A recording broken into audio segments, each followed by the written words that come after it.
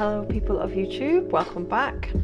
So today I'm going to try and teach you how to make a magic loop or magic ring or a magic circle. So you'd use this when making perhaps a granny square, for example. So right here, the little circle right here could be created with a magic loop or a magic ring. You can also make a chain and slip stitch the chains together at the end, and that works, but sometimes you get like quite a big hole in the center, and with the magic ring you can pull that hole nice and tight. So that's on a granny square on a little purse I've made. But for this tutorial, once again, we have the world's biggest yarn.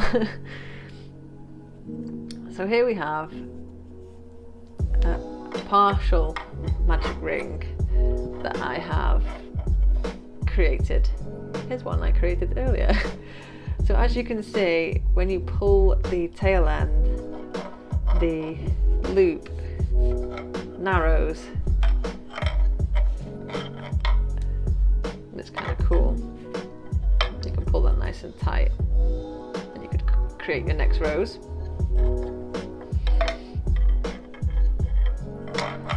So it's kind of like a slip knot or a slip something. So I'm going to undo this now and start from the beginning to show you how it's done. So I watched when I first started out, I watched a few videos and read a few things, and I couldn't really make sense of what was going on in the videos personally. So this is the way I sort of figured out that it was done. So you have two ends to your yarn. You have the tail end and you have the end that is attached to your ball. So what I do is I get the end that's attached to my ball closest to my pinky finger, and the tail end I wrap around and over the top to create this little cross here on top of my hand. And then the tail end I thread underneath.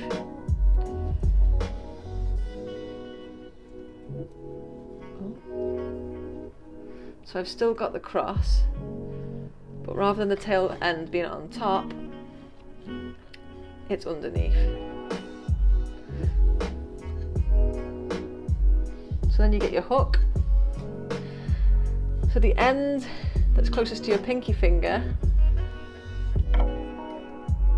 that's at the front, you stick your hook through there, and you're going to grab the bit that's closest to your pinky finger that's closest to the back. You're going to pull that through, draw it up, and then I'm going to do single crochets around. So I'm going to chain 2 here to create my first single crochet. And then you'll find here that you've got your tail end and your loop doubled up here, and you're just going to crochet over those 2 strands together. So you can work your single crochets into there now, along and over the top of those 2 strands together.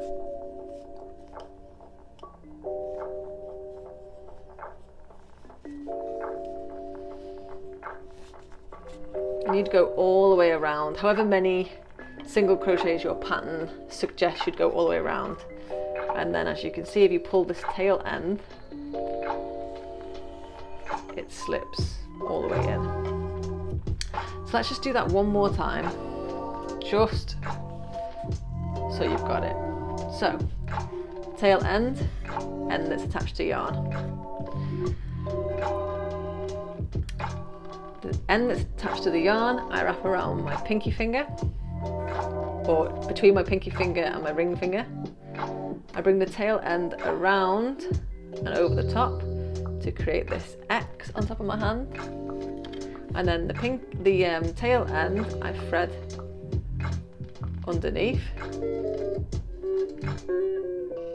but I've still got the X. The tail end's underneath, the end that's attached to the yarn. Crochet hook. The end that's closest to your pinky finger but in front, you thread your needle under. And the end that's closest to your pinky finger but at the back, you grab with the hook. You pull up and twist a little. And then, if you're doing single crochets, chain 2, or if you're doing double crochets, chain 3. And then you've got 2 pieces of yarn together here in your loop. You're going to crochet over the top of them.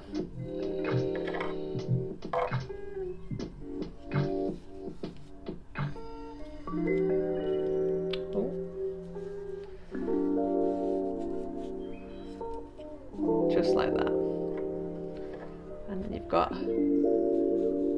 that effect if you pull tail end, that your loop gets smaller and smaller. And you get a nice tight ring in the center of your granny square, or whatever it is you're doing that requires you to have a ring. So that was super quick, super easy, hopefully, way to make a magic ring or a magic loop or a magic circle to begin a circular project. If you found that useful, please leave me a comment to let me know. Please leave me a thumbs up, maybe subscribe. I'll leave some links below to my Instagram and to my Etsy so you can check out my other cool wacky stuff that I go up to. Hopefully I'll post some more videos soon.